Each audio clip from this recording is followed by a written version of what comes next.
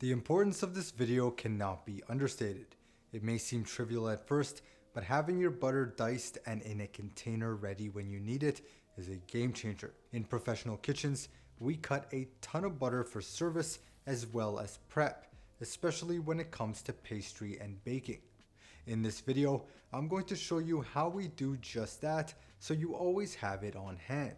There's nothing worse than fumbling around trying to unwrap and cut a block of butter at the last minute.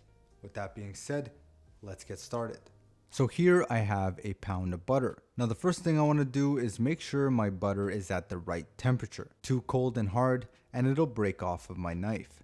Too warm and soft and you'll never be able to cut perfect cubes. Next, cut your butter into equal tranches, roughly a ½ inch in thickness.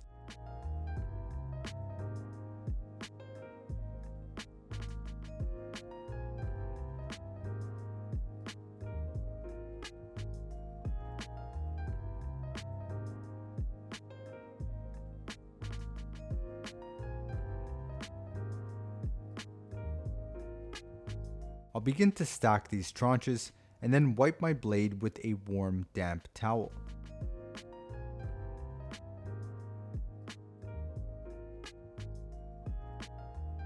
I'll then cut these tranches into large battens.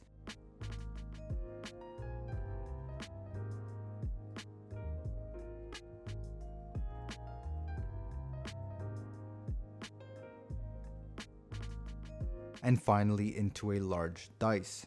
Now, as you may have noticed, this block of butter has kept its original shape this entire time, which makes this process much easier.